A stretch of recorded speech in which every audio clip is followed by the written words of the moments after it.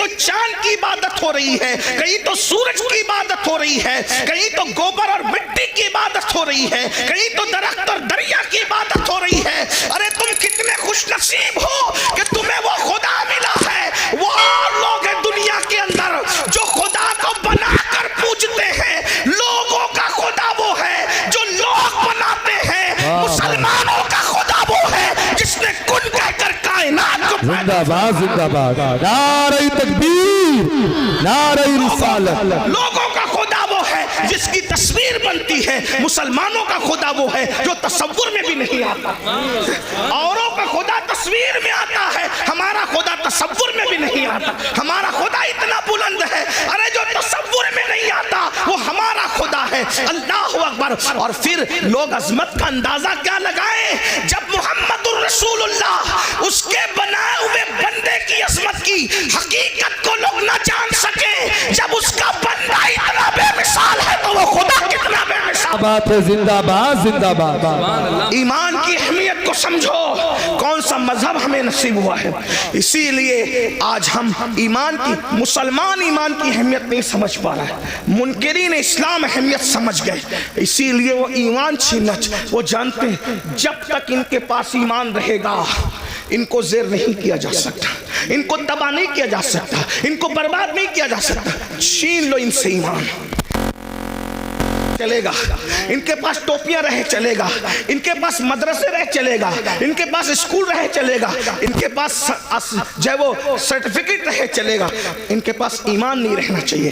اسی لیے ایمان چھیننے کے لیے منصوبے بن رہے ہیں، الگ الگ منصوبے، داخلی منصوبے، خارجی منصوبے، بہت خطرناک چیلنجز کا ہمیں سامنا ہے۔ اور آج ہمیں بچہ ڈاکٹر بنے، انجینئر بنے، تاجر بنے، اس کا مستقبل سدھر جائے، سب کو فکر ہے۔ اگر فکر نہیں ہے، ایمان کی فکر نہیں ہے۔ نبیوں کی فکر کیا تھی؟ اچھا کچھ تو اتنے دیر ہوشیار ہے، کہتے ہیں مولانا ہمارے بچے تھوڑی بگڑیں گے، اور تو کون سا دین پر ہے جو تیرے بچے دین پر قائم رہیں گے؟ کس بگڑنے کی، سدھرنے کی بات کرتے ہو؟ جس قوم کو کلمہ پڑھنا نہیں آتا۔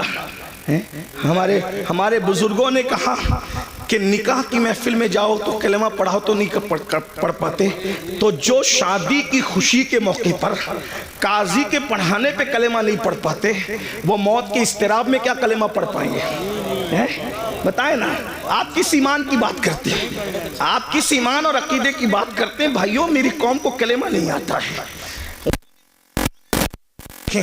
قرآن کی کتنی آیتیں حفظ ہے، ذرا اپنے آپ میں ڈوب کر سوچ۔ میں کوئی ڈانٹ پیٹنے نہیں آیا، آپ کو کوسنے نہیں آیا، لیکن یہ محفلیں احتساب کی محفلیں، یہ محفلیں جنت بانٹنے کی محفلیں نہیں ہیں۔ میں اس کا قائل نہیں ہوں، اس لیے کہ ہم لوگ فکر رضا کے وارث، فکر رضا ہماری محافظ، ہم وہ لوگ نہیں ہیں کہ کہا اس کو دیکھو اس کو دیکھو جنت ملے گی۔ میں اس کا سخت مخالف ہوں۔ جو قوم غسل جنابت سے نا واقف ہو، تم اس کو کیا جنت بانٹ رہے ہو، بیوقوف بناتے ہو۔ اللہ کو ہمیں منہ نہیں دکھانا ہے، خدا کو کیا منہ دکھاؤ گے؟ بتاؤ تو صحیح، جب وہ سن لیں گے کہ مفتی اسماعیل صاحب کے چہرے کو دیکھ کے جنت ملتی ہے، امین القادری کے چہرے کو دیکھ کے جنت ملتی ہے، مفتی جلیس صاحب کے چہرے کو دیکھ کے جنت ملتی ہے، بیوقوف ہے پھر وہ فجر میں اٹھیں گے؟ بیوقوف ہے وہ فجر میں اٹھیں گے؟ نہیں میرے بھائی، ہمیں اپنی قوم پہ اتنا ظلم نہیں کرنا چاہیے۔ جو قوم کلمہ یاد نہ رکھے وہ قوم کیسے جنت میں جائے؟ کچھ لوگ ہم سے لڑتے ہیں کہ تو لوگوں کو مایوس کرتا، میں نے کہا میں مایوس نہیں کرتا۔ ہم کیسے مایوس کر سکتے؟ ہمارے یہاں تو ایمان کی ڈیفینیشن یہ ہے، الایمان بین الخوف والرجاء، ایمان خوف اور امید کی درمیانی کیفیت کا نام ہے۔ ہم قوم کو مایوس کیوں کریں گے؟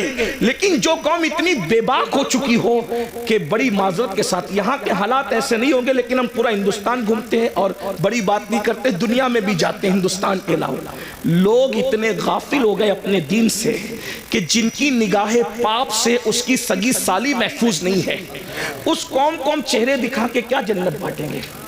جس قوم کی نگاہ سے اس کی چچازاد بہن محفوظ نہیں ہے، ہم اس قوم کو کیا جنت کی بشارتیں دیں گے؟ میرے بھائیوں حالات اتنے دردناک ہیں۔ اب حالات تو یہ ہے کہ معاذ اللہ بیٹیاں جوان ہو جائے تو بعض جگہ وہ باپ کی نگاہ سے محفوظ نہیں ہے۔ اتنی غفلت کا حال ہے، خشیت اتنی اٹھ چکی ہے، خشیت ربانی اٹھ چکی ہے۔ میں جانتا ہوں ہم گراؤنڈ ریئلٹی کے لوگ ہیں، ہم گراؤنڈ زمینی حقائق والے لوگ ہیں، ہم لوگ جانتے ہیں حالات کے تقاضے کو، لوگ ہمارے پاس آ کر کے باتیں کرتے ہیں. بعض بچیاں طلاق پا کر کے گھر آئی ہے تو باپ نے باپ کی نظر ڈالی ہے، بعض جو ہے وہ بہویں جوان سسر کی نگاہ سے محفوظ نہ رہ سکی ہے. یہ حقائق ہے، زمینی حقائق یہ ہے میرے بھائیوں. جس قوم کے اندر سے خوف خدا اتنا اٹھ جائے، کہاں وہ تقویٰ تھا، کہاں وہ تقویٰ، کہاں وہ تقویٰ کہ سیدنا عمر ابن خطاب جیسی ہستی جنہوں نے رسول اللہ کی زیارت کی ہے، اور خوف کا عالم یہ ہے کہ چہرے پر آنسوؤں کے نشان ہیں. علامہ ابن الجوزی اپنی کتاب میں لکھتے ہیں کہ ایک مرتبہ فاروق اعظم اپنے گھر کے دروازے پر بیٹھے، فاروق اعظم گھر کے دروازے پہ بیٹھے ہیں اور چہرہ گلی کی طرف کیا ہوا ہے. ذرا غور سے سننا، گلی کی طرف کیا ہوا ہے اور دروازے پہ بیٹھے ہیں. ایک صحابی آتے ہیں، چلے جاتے ہیں سلام کر کے، کچھ دیر کے بعد آتے ہیں تو فاروق اعظم اسی طرح دروازے پہ بیٹھے ہوئے ہیں.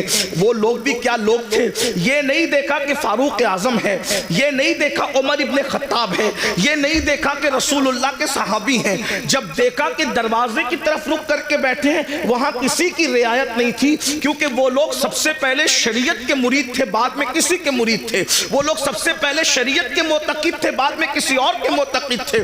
فاروق اعظم کو دروازے پہ بیٹھا دیکھ کر ایک عام صحابی ٹوکتے ہیں، عمر اب تم بھی دروازے پہ بیٹھو گے رستے کی طرف منہ کر کے؟ آپ دروازے پر کیوں بیٹھے رستے کی طرف منہ کر کے؟ ہم تو کسی کو روک بھی نہیں سکتے، ٹوک بھی نہیں سکتے، اس لیے کہ ہمیں معاذ اللہ ثم معاذ اللہ اللہ کی رضا سے زیادہ کسی اور کی رضا پیاری ہو گئی ہے کہ اس قوم کی تباہی سے اس قوم کو اب کوئی نہیں بچا سکتا جو خالق کو تو ناراض کر سکتی ہے مگر مخلوق کو ناراض نہیں کر سکتی. میرے بھائی ہاں، اگر کسی غریب کے ہاتھ میں سونے کی انگوٹھی ہم دیکھتے ہیں اس کو اتروا لیتے ہیں. کیا کسی کونسلر کے ہاتھ سے بھی ہم انگوٹھی اتروانے کی ہمت رکھتے ہیں؟ کیا کسی مالدار کے ہاتھ سے بھی ہم کڑا اتروانے کی ہمت رکھتے ہیں؟ سارا قانون تو ہم نے منہ دیکھ کر کے بنایا ہے. بہت معذرت کے ساتھ اسلام صرف اسلام ہے، اسلام صرف اسلام ہے، اسلام حقیقت ہے. غریب امیر چھوٹا بڑا سب کے لیے شریعت کا قانون ایک ہے. اللہ اکبر. ذرا غور تو کیجئے، فاروق اعظم جیسی ہستی کو ٹوکنے والا ٹوکتا ہے، آپ دروازے پہ بیٹھیں گے روڈ کی طرف رستے کی طرف منہ کر کے؟ فاروق اعظم نے کہا اللہ تیرا بھلا کرے. ناراض نہیں ہوئے فاروق اعظم. یہاں ٹوکنے پہ لوگ ناراض ہوتے ہیں، فاروق اعظم ناراض نہیں ہوئے. اے اللہ تیرا بھلا کرے، تو نے مجھے ٹوکا لیکن پوچھ تو صحیح کہ میں دروازے پہ کیوں بیٹھا ہوں؟ دروازے بیٹھنے کی وجہ کیا ہے؟ کہا کیا وجہ ہے؟ کہا آج میری بیٹی ام المومنین حفصہ مجھ سے ملنے آئی. پہلے تو میں اہل علم کی توجہ چاہتا ہوں، جو بیٹی ہوگی وہ کبھی ماں نہیں ہو سکتی، اور جو ماں ہوگی وہ کبھی بیٹی نہیں ہو سکتی. لیکن رسول اللہ کے نکاح میں جانے کی وجہ سے حفصہ کی شان یہ ہو گئی تھی کہ وہ فاروق اعظم کی بیٹی بھی تھی کہ ان سے پیدا ہوئی تھی، لیکن فاروق اعظم کی ماں بھی تھی کیونکہ رسول اللہ کے نکاح میں تھی. جہاں ماں اور بیٹی کے دونوں رشتے ایک ساتھ جڑے ہیں. لیکن فاروق اعظم کا تقویٰ دیکھو.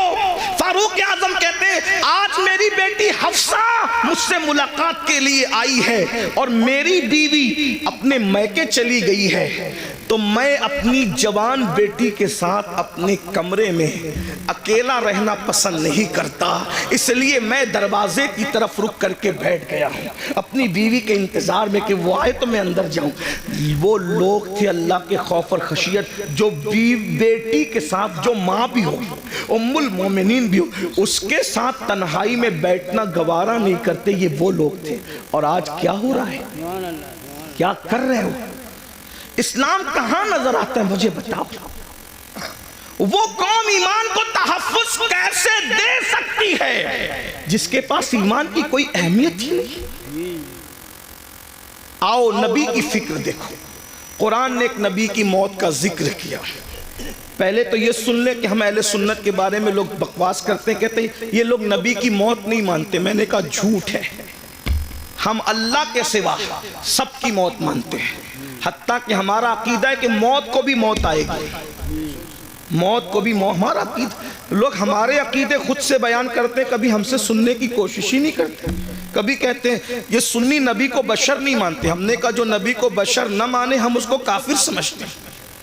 نبی بشر ہوتا ہے، لیکن تمہارے ماننے میں ہمارے ماننے میں فرق یہ ہے، نبی بشر ضرور ہوتا ہے لیکن وہ ہماری طرح بشر نہیں ہوتا، وہ خیر البشر ہوتا ہے، وہ سید البشر ہوتا ہے، وہ رشک بشر ہوتا ہے، وہ افضل البشر ہوتا ہے۔ ہاں بلکہ لباس بشر میں نبی کو بھیج کر قدرت نے بشریت کو معراج عطا فرما دی ہے۔ بیدم شباسی نے کہا تھا اب آدمی کچھ اور ہماری نظر میں ہے، اب آدمی کچھ اور ہماری نظر میں ہے، جب سے سنا ہے یار لباس بشر میں ہے، جب سے سنا ہے یار لباس بشر میں ہے۔ تو نبی کو موت آتی ہے، اور نبی کو موت آئی، توجہ کرنا، میں بہت بے باکی کے ساتھ اس لیے بول رہا ہوں کہ میری پشت پر کئی مفتیان کرام بیٹھے ہیں، کہیں پر علماء کے اساتذہ یہاں موجود ہیں، آپ بھی غور سے سنیں۔ نبی کو موت آئی لیکن نبی مر کے مٹی میں نہیں ملے، موت آئی مگر ایک آن کے لیے آئی، جس کو اہل سنت کا امام یوں بیان کرتا ہے، انبیاء کو بھی اجل آنی ہے مگر ایسی کہ فقط آنی ہے، پھر وہی موت کے بعد ان کی حیات مثل سابق وہی جسمانی ہے، اس کی ازواج کو جائزہ نکاح، اس کا ترکہ بٹے جو فانی ہے، تو زندہ ہے واللہ، تو زندہ ہے واللہ، میری چشم عالم سے چھپ جانے بے شک سبحان اللہ سبحان اللہ۔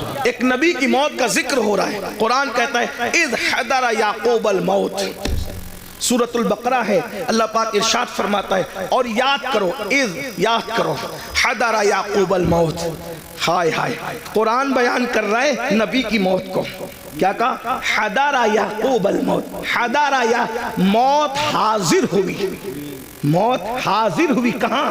یعقوب علیہ السلام کے پاس۔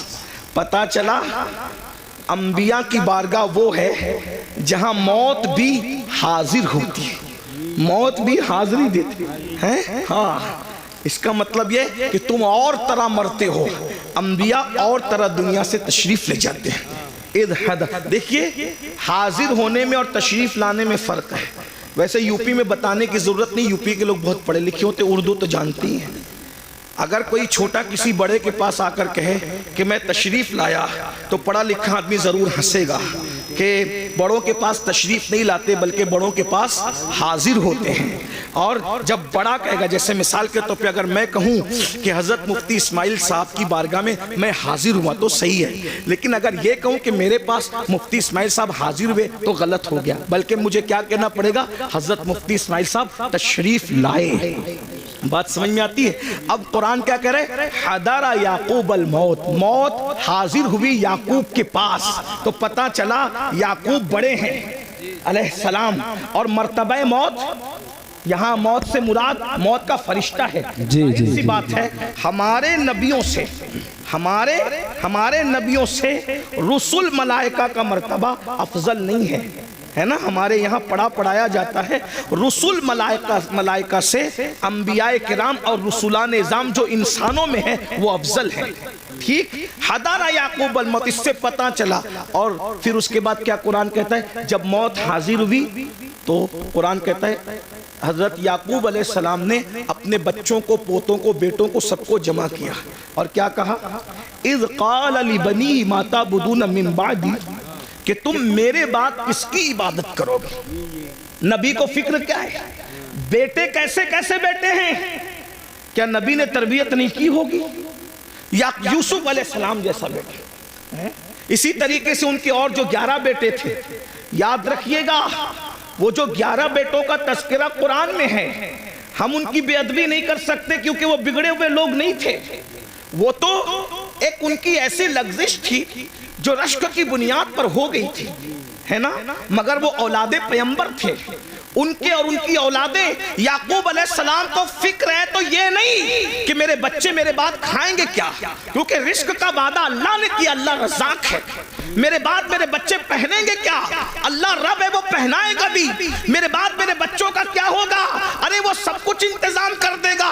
نبی کو فکر ہے دنیا سے جاتے وقت تو اپنے بچوں کے ایمان کی فکر ہے۔ پوچھتے ما تعبدون من بعدی، میرے بعد تم کس کی عبادت کرو گے؟ تو بیٹوں کی بھی تربیت ہوئی تھی، پوتوں کی بھی تربیت ہوئی تھی، انہوں نے کیا کہا؟ قالوا نعبد الہک،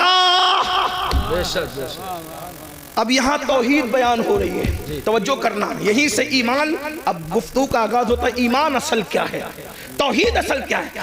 قالوا نعبدو، ہم عبادت کریں گے الہ کا جو تمہارا خدا ہے، یہ نہیں کہا اللہ کی عبادت کریں گے، یہ نہیں کہا اللہ کی عبادت کریں گے، کیا کہا الہ کا، آپ کے خدا کی عبادت کریں گے، وہ الہ آبائی کا، اور آپ کے باپ داداؤں کا جو خدا ہے۔ اور پھر تشریح آ گئی اسماعیلہ ابراہیمہ و اسماعیلہ و اسحاق، جو ابراہیم کا خدا ہے، جو اسماعیل کا خدا ہے، جو اسحاق کا خدا ہے۔ توحید بیان ہو رہی ہے مگر میری بیان نہیں ہو رہی ہے، بلکہ توحید اللہ والوں کے ذریعے سے بیان ہو رہی ہے۔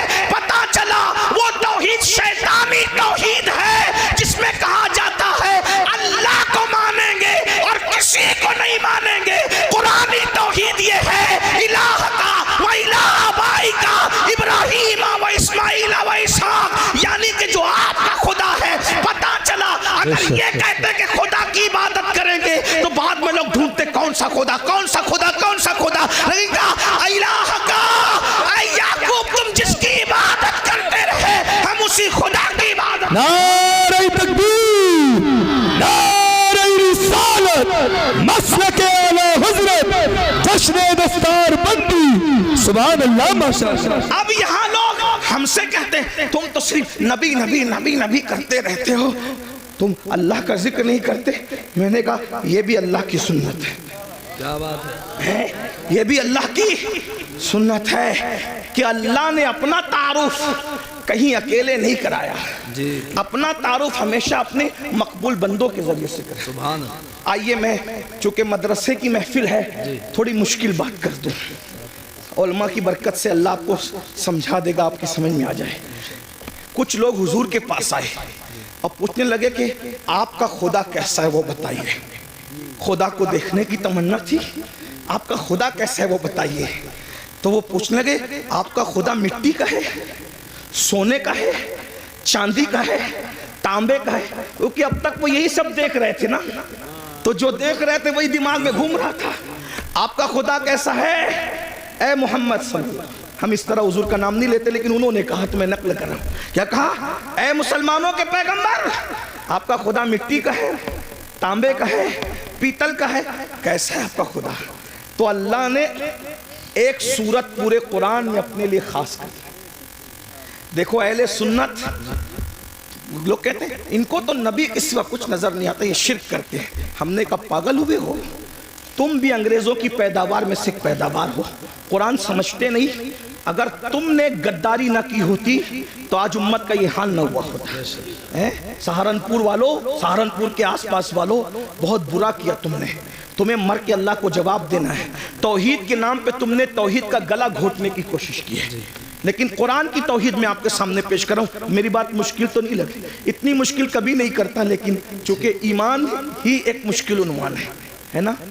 تو اللہ کے نبی سے پوچھا گیا، میں بھی ہو سکتا تھوڑا سبق سنا دوں آپ کو، آپ کے ہمارے علماء کو، تاکہ آپ کو سمجھ میں آئے کہ ایمان کیا ہے، اللہ کیا ہے، اللہ کیا، یہ تو سمجھ میں آئے۔ تو اللہ کے رسول سے پوچھا، حضور سے پوچھا کہ آپ کا اللہ کیسا ہے، مٹی کا ہے، سونے کا ہے، تانبے کا ہے، پیتل کا کیسا ہے؟ تو اللہ نے ایک سورت پوری صرف اپنے لیے کر لی، 114 سورتوں میں ایک سورت اللہ کے لیے، ہر سورت میں سب کا بیان ہے۔ سورہ فاتحہ اتنے مضامین ہیں کہ زندگی ختم ہو جائے مضامین ختم نہ ہو، یہی قرآن کا معجزہ ہے۔ توریت کے سارے مضامین، انجیل کے سارے مضامین، زبور کے سارے مضامین، صحائف ابراہیم اور تمام انبیاء کے صحیفوں کے سارے مضامین قرآن میں، اور قرآن پورا سمٹ کر سورہ فاتحہ میں آ جاتا ہے، اور سورہ فاتحہ پوری سمٹ کر بسم اللہ میں آ جاتی ہے، اور بسم اللہ پوری سمٹ کر با میں آ جاتی ہے، اور با پوری سمٹ کر با کے نقطے پوائنٹ میں آ جاتی ہے۔ سبحان اللہ ماشاءاللہ۔ اسلام نے 1450 سال پہلے کہا تھا کہ نقطہ بھی بے معنی نہیں ہوتا، اس لیے آج سائنسداں تحقیق کر رہے ہیں کہ نقطے کا مطلب کیا ہے، نقطے کا مطلب۔ اور مولا علی کہتے تھے وہ با کا نقطہ میں ہی ہوں، با کا نقطہ نہیں، اسی لیے صوفیہ علی کو ناطق قرآن کہتے ہیں، مولا علی کو ناطق قرآن کہتے ہیں۔ ہاں بات یاد رکھنا، لیکن یہ بھی یاد رکھنا علی ناطق قرآن ضرور ہے، لیکن ابو بکر صدیق کا مقتدی ہے. کیا بات ہے، واہ واہ واہ واہ. بے شک بے شک. علی ناطق قرآن ضرور ہے لیکن صدیق اکبر کا وہ 2.5 سال تک کہتے رہے پیچھے اس امام کے, 10 سال تک کہتے رہے فاروق اعظم کے پیچھے اس امام کے, 12 سال عثمان غنی کے پیچھے اس امام کے. میں سوچتا ہوں پیچھے کھڑے رہنے والا ناطق قرآن ہے تو مرتبہ صدیق اکبر کا کیا, مرتبہ فاروق اعظم کا کیا ہوگا, بے شک عثمان غنی کا کیا ہوگا. اسی کو میرے امام کہتے ہیں تیرے چاروں ہمدم ہے, یک جان یک دل, ابو بکر فاروق و عثمان علی ہے. صدق و عدل و کرم و ہمت میں 400 شعرے ہیں ان چاروں کے. ایمان کے بڑے تقاضے ہیں. تو بہرحال 114 صورتیں ہیں, 114 صورتوں میں ہر صورت میں کسی میں جنت کا ذکر ہے تو جہنم کا بھی. ایک بات عرض کروں, آپ بہت اچھے سے سن رہے تو ہمت کر رہا ہوں. قرآن کی یہی شان ہے. ابھی حفظ کی غالباً دستار ہوگی, ساتھ حافظ بنے. ایک بات آپ کے سامنے رکھو, جس کتاب میں سائنس بیان ہوتا ہے اس میں الجبرا نہیں بیان ہوتا, اور جو الجبرا کی کتاب ہوتی ہے اس کے اندر جغرافی بیان نہیں ہوتا. جو جغرافی کی کتاب ہوتی ہے اس کے اندر جو ہے وہ مذہب بیان نہیں ہوتا, اور جس میں مذہب بیان ہوتا ہے اس کے اندر سائنس بیان نہیں ہوتا ہے نا. ایسے ہی اگر آپ مذہب کی کتاب میں جغرافی بیان کریں تو مضمون بدلنے سے ساری گڑبڑ ہو جائے. جیسے شاعر لوگ ابھی نعت پڑھ رہے تھے, کلام پڑھ رہے تھے, اگر یہ نعت پڑھتے پڑھتے لَكَ بَدْرٌ فِي الْوَجْهِ الْأَجْمَلْ خَطْحَالِ مَا ظُلْفُ أَبْرِ اجل تُرے چندن چندرو پرو کنڈل رحمت کی بھرن برسا جانا, یہ شعر پڑھتے اور ساتھ میں غالب کا یہ جوڑ دیتے کہ کل 14ویں کی رات تھی شبر رہا چرچا تیرا, کچھ نے کہا کہ چاند ہے کچھ نے کہا چہرہ تیرا, ہم بھی وہاں موجود تھے ہم سے بھی سب پوچھا کیے, ہم چپ رہے ہم ہنس دیے منظور تھا پردہ تیرا. کچھ لوگ چپل اٹھا لیتے کم بخت, کم سے کم نعت کا تقدس دیکھ, کہاں وہ چہرے بددہا اور کہاں غالب کے محبوب کا چہرہ. تھوڑی شرم تو کر. مضمون بدلا, گڑبڑ ہوئی کہ نہیں؟ ایسا لگا جیسے مخمل کی چادر میں ٹاٹ کا پیون لگ گیا. ایسے ہی ہے نا, بولو بھئی ایسے ہے کہ نہیں ہے؟ ایک عنوان, جیسے ابھی میں عنوان بیان کر رہا ہوں ایمان پر, اور ایمان بولتے بولتے اچانک میں لطیفہ بولنے لگوں تو کہیں گے کس مسخرے کو لا کے بٹھایا ہے. علماء کا بھی خیال نہیں کیا. ارے 5000 لوگ تھے, 1 گھنٹہ برباد نہیں کیا بلکہ 5000 لوگوں کا 1 گھنٹہ برباد کیا, تو مسلمانوں کے 5 گھنٹے امین القادری نے برباد کر دیا. کیوں لائے تھے اس کو؟ ہے کہ نہیں بھئی یہ بات؟ تو عنوان بدلتا ہے تو مخمل میں ٹاٹ کا پیون لگتا ہے. علمی دیانت کے خلاف ہے عنوان کا بدل دینا, اور عنوان بدلتا ہے تو بوجھل ہو جاتا ہے انسان. موت کے موقع پر شادی کی بات کرنا مزہ نہیں آتا, شادی میں موت کا ذکر کرنا مزہ نہیں آتا, رونے کی محفل میں ہنسانا, ہنسنے کی محفل میں رلانا اچھا نہیں لگتا, بے وقت کی شہنائی اچھی نہیں لگتی. مگر قربان دنیا کی کوئی کتاب ایک ٹاپک پر ہے مگر یہ صرف اللہ کی کتاب ہے. قرآن قرآن قرآن قرآن کی صورتوں کو دیکھ لو, اللہ اکبر. جنت کا ذکر آ رہا ہے, جنت کی باغوں کا ذکر آ رہا ہے, حوروں کا ذکر آ رہا ہے, غلما کا ذکر آ رہا ہے, محلوں کا ذکر آ رہا ہے, جنت کے اندر نہروں کا ذکر آ رہا ہے, اللہ اکبر. فرشتوں کا ذکر آ رہا ہے, فرشتوں کا سلام کرنے کا ذکر آ رہا ہے, ایک دوسرے کے ملنے کا ذکر آ رہا ہے, حوروں کا ذکر آتا ہے, بڑی آنکھیں ہیں, جوبنوں کا ابھار ہے, حسن ہے, یہ ہے وہ ہے, کنگن ہے, لباس ہے. لیکن یہ بیان کرتے کرتے اچانک پھر جہنم کا ذکر آتا ہے, لیکن عنوان بوجھل نہیں کرتا بلکہ حسن اور بڑھ جاتا ہے. اللہ اکبر. یہ کتاب ہے قانون کی کتاب, لیکن اس کے اندر بہاروں کا ذکر بھی ہے, جہنم کا ذکر بھی ہے, انسان کا ذکر بھی ہے, جانوروں کا ذکر بھی ہے, چوپاؤں کا ذکر بھی ہے, پرندوں کا ذکر بھی ہے, شجر کا ذکر بھی ہے, حجر کا ذکر بھی ہے, شفق کا جمال بھی ہے, افق کی سرخی بھی ہے, ستاروں کی انجمن بھی ہے, انسان کا حسن بھی ہے, بڑھاپے کے گڈھے خد و خال بھی ہے, عمر کا سٹیایا پن بھی ہے, احسن القصص کسی کے گمنے کا ذکر بھی ہے, کسی کے ملنے کا ذکر بھی ہے, کسی کے آگ میں جانے کا ذکر بھی ہے, گلزار بن جانے کا ذکر بھی ہے, کسی کے ظلم کا ذکر بھی ہے, کسی کے انصاف کا ذکر بھی ہے, کسی کے تقدس کا ذکر بھی ہے, کسی کے زنا کا ذکر بھی ہے, کسی کی فکری آبادی کا ذکر بھی ہے, کسی کی فکری تقدس کا ذکر بھی ہے. قرآن بیان کرتا ہے مگر بوجھل نہیں ہوتے بلکہ عقیدتیں بڑھتی چلی جاتی ہے, مزہ بڑھتا چلا جاتا ہے, اور دل پکار اٹھتا ہے. یہ کسی انسان کا کلام نہیں ہے, ہے یہ کسی ایسی ہستی کا کلام ہے جسے واقعی خدا کہلانے کا حق ہے. کیا بات ہے، بے شک، سبحان اللہ، ماشاءاللہ. قرآن ہے 6666 آیتوں میں پوری کائنات بیان کر کے رکھتی ہے. ستاروں کی انجمن بیان ہو رہی ہے، خلائیں بیان ہو رہی ہے، ولایت بیان ہو رہی ہے، نبوت بیان ہو رہی ہے، رسالت بیان ہو رہی ہے، فرعونیت بیان ہو رہی ہے، حمانیت بیان ہو رہی ہے، قارونیت بیان ہو رہی ہے، خلت بیان ہو رہی ہے، موسیٰ کا جلال بیان ہو رہا ہے، نوح کی شجاعت بیان ہو رہی ہے، عیسیٰ کا تکلم بیان ہو رہا ہے، مریم کا تقدس بیان ہو رہا ہے، سب کچھ بیان ہو رہا ہے. زلیخا کا پیار بیان ہو رہا ہے تو مریم کا تقدس بھی بیان ہو رہا ہے، یوسف علیہ السلام کی طہارت بھی بیان ہو رہی ہے. توجہ تو کریں، ایک قرآن ہے، سب مضامین کو سمیٹ لیا. بلکہ قیامت تک جتنے مضامین ہم مر جائیں گے لیکن ہماری نسلیں دیکھے گی. ہو سکتا ہے اگر یہ تقریر اس وقت رہی تو لوگ شاید کہیں گے کہ کسی کہنے والے نے مجذوب کی بڑھ نہیں تھی، یہ صرف عقیدت نہیں تھی بلکہ حقیقت تھی. آگے مضامین اور آئیں گے. قرآن ہی ایک کتاب ہوگی جو ہر چیلنج کا جواب دے گی. ایک مثال پیش کرتا ہوں، بات اپنے عنوان سے ہٹنا نہیں چاہتا لیکن ایک مثال پیش کرتا ہوں اچھے سے. دیکھو زمین اور آسمان کے بیچ میں کیا ہے؟ بولو کیا ہے؟ خلا ہے، خالی جگہ ہے. خلا بیکار ہے، لوگ یہی سمجھتے تھے. زمین کام کی، آسمان کام کا، خلا بیکار ہے. لیکن قرآن نے اس وقت کہا، توجہ کریں قرآن کا انداز، ان فی خلق السماوات والارض واختلاف اللیل والنہار لآیات لأولی الالباب الذین یذکرون اللہ قیاما وقعودا وعلی جنوبہم ویتفکرون فی خلق السماوات والارض ربنا ربنا ربنا ما خلقت ھذا باطلا سبحانک فقنا عذاب النار. توجہ فرمائیں، اللہ فرماتا ہے دن اور رات کے آنے جانے میں، زمین اور آسمان کے اختلاف میں عقل والوں کے لیے نشانیاں ہیں. اور جو یہ عقل والا دیکھ لیتا ہے، الذین یذکرون اللہ قیاما وقعودا وعلی جنوبہم، جو اللہ کی نشانیوں میں غور کر لیتا ہے، وہ کھڑے ہوتا ہے بھی تو اللہ کا ذکر کرتا، بیٹھتا ہے تو بھی اللہ کا ذکر کرتا، لیٹتا ہے تو بھی اللہ کا ذکر کرتا. اور پھر وہ اس بات کو کہتا ہے یہ خلا، یہ زمین، یہ شفق، یہ افق، یہ سب ستاروں کی انجمن، یہ چاند، یہ چاندنی، یہ سورج کرنیں، یہ سب کیا ہے؟ یہ پودے کیا ہے؟ یہ اللہ کی مخلوق کیا ہے؟ ربنا ما خلقت ھذا باطلا سبحانک فقنا عذاب النار. جو واقعی عقل والا کہتا ہے اللہ تو نے کوئی چیز بیکار پیدا نہیں کی. خلا بیکار نہیں ہے، درخت بیکار نہیں ہے، شجر بیکار نہیں ہے، حجر بیکار نہیں ہے، حتیٰ کہ گائے اور جانوروں سے جو گوبر نکلتا ہے وہ بھی بیکار نہیں ہے. دیکھو اس وقت تو کوئی سوچ سکتا تھا، اس وقت تو کوئی سوچ سکتا تھا کہ یہ بیکار نہیں ہے. آج سیٹلائٹ کا نظام کس سے چل رہا ہے؟ کس سے چل رہا ہے؟ یہ خلا سے تو چل رہا ہے. قرآن کہہ رہا ہے، توجہ کریں. تو میں کیا کہہ رہا تھا آپ کے سامنے؟ 114 صورتوں میں ایک ہی صورت ہے جس کو اللہ نے اپنے لیے خاص کیا ہے اور اس کا نام رکھا ہے خالص نہیں.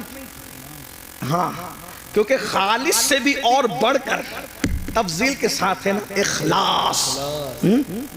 خالص نہیں، سبحان اللہ، سبحان اللہ. اب یہاں دھیان دینا، توجہ. میری بات سمجھ میں مشکل تو نہیں لگ رہی؟ بات سمجھانے میں کامیاب ہوں؟ سر پہ سے تو نہیں جا رہی ہے؟ ہاں، اخلاص، ایک ہی صورت اخلاص. اب میں تھوڑا سا اپنے لب و لہجے میں بات کرتا ہوں. اخلاص کسے کہتے ہیں؟ ہم کہتے ہیں نا بھئی اخلاص کے ساتھ کام کرو، مطلب کسی کے لیے نہ کرو، ایک کے لیے کرو. تو جو جس میں دو آ جائے وہ خالص نہیں رہتا. اخلاص کیسے ہو سکتا ہے؟ جیسے اگر دودھ میں پانی ملا دیا تو خالص رہا؟ بولو بھائی، علماء بول رہے ہیں، آپ لوگ نہیں بول رہے ہیں. مجھے ڈر لگ رہا ہے کہ میرے جانے کے بعد بولیں گے بات سمجھ میں نہیں آئی. بولو بھائی، دودھ میں پانی ملا تو خالص رہا کیا؟ مل کے بولو، خالص رہا کیا؟ جب خالص نہیں رہا تو اخلاص کیسے ہو سکتا ہے؟ تو دودھ میں پانی ملے گا تو ملاوٹ ہو گئی، اخلاص نہ رہا. پانی کے اندر پانی ملا دیا لیکن بسلیری میں بورنگ کا پانی ملایا تو بھی خالص نہیں رہا، ملاوٹ ہوگی. ہے پانی، کوالٹی ایک نہیں ہے، اس لیے اخلاص خالص نہیں رہا. دیسی گھی میں نقلی گھی ملا دیا، دونوں گھی ہے، کہنے میں بھی گھی ہے، لیکن بولو خالص رہا؟ بولو بھائی، خالص کس کو کہتے ہیں؟ جس میں صرف ایک ہوگا، دوسرا نہیں ہوگا. اب جس میں اللہ نے اپنی ڈیفینیشن بیان کی، اپنا پریچے کرایا، اپنا تعارف کرایا، اپنے آپ کو بتایا، اس صورت کا نام رکھا خالص نہیں، اخلاص. یعنی اس میں جہنم کا ذکر نہیں کروں گا. 113 صورتوں میں جنت اور جہنم کا ذکر ہوگا. جب میں اپنے آپ کو بیان کروں گا تو نہ جنت بیان کروں گا نہ جہنم بیان کروں گا. جب میں اپنے آپ کو بیان کروں گا نہ قبر بیان کروں گا نہ حشر بیان کروں گا. جب میں اپنے آپ کو بیان کروں گا نہ زمین بیان کروں گا نہ آسمان بیان کروں گا. حتیٰ کہ جب میں اپنے آپ کو بیان کروں گا نہ موسیٰ کا ذکر کروں گا نہ عیسیٰ کا ذکر کروں گا نہ داؤد کا ذکر کروں گا نہ ایوب کا ذکر کروں گا. مخلوق کا ذکر نہیں کروں گا کیونکہ میں ہوں. بے شک سبحان اللہ سبحان اللہ. بے شک بے شک انہو وہ وہی ہے. بے شک سبحان وہ اللہ. وہی ہے. جب اپنا ذکر کرانے کی بات آئی تو کہا کسی کا ذکر نہیں ہوگا کیونکہ یہ سورت اخلاص ہے. جی بتا اب کیا ہے تیرا تعارف کیا ہے. توجہ جی تیرا تعارف کیا ہے بتا. تو آواز آتی ہے قل. جہاں کسی کا ذکر نہیں کر رہے تھے پسند بھی نہیں کیا وہاں شروع کہاں سے کیا. قل اپنے آپ سے پہلے کسی کو کہہ رہے ہیں. کیا کہا جا رہا ہے قل اے محبوب آپ فرما دو. بے شک بے شک اے محبوب آپ فرما دو. سبحان اللہ. توحید کیا ہے ذکر خدا کیا ہے.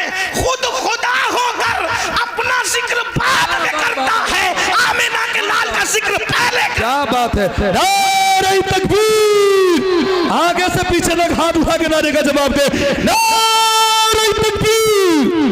نعرہ رسالت. عظمت مصطفیٰ خواجہ کا ہندوستان. جشن دستار بندی حضور سید امین القادری صاحب قبلہ مدرسہ اسلامیہ ترکیہ ہریانہ.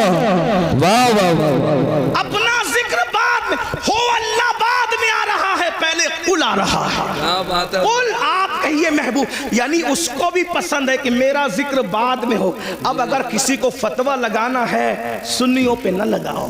جی کیا بات ہے. پہلے قرآن کے کیا خلاف بات ہے واہ. قلم اٹھاؤ پھر سمجھیں گے کہ تمہاری ماں نے کتنا دودھ پلایا. جی جی. اور جب قرآن کے خلاف قلم نہیں اٹھا سکتے تو پھر ماننا پڑے گا جو سہارنپور اور ارد گرد والے بیان کر رہے ہیں وہ توحید نہیں ہے. جو بریلی والے بیان کر رہے ہیں وہی توحید ہے. وہی رب ہے جس نے تجھ کو ہمتن کرم بنایا ہمیں بھیک مانگنے کو تیرا آشنا بتایا. تجھے حمد ہے خدایا تجھے حمد ہے خدایا. وہ کنواری پاک مریم وہ نفخت فیہ کا دم ہے عجب نشان اعظم مگر آمنہ کا جایا وہی سب سے افضل آیا وہی سب سے افضل آیا. یہی بولے سدرہ والے چمن جہاں کے تھالے سبھی میں نے چھان ڈالے تیرے پائے کا نہ پایا. تجھے یک نے یک بنایا تجھے حمد ہے خدایا. ارے او خدا کے بندو کوئی میرے دل کو ڈھونڈو میرے پاس تھا ابھی تو ابھی کیا ہوا خدایا. نہ کوئی گیا نہ آیا نہ کوئی گیا نہ آیا.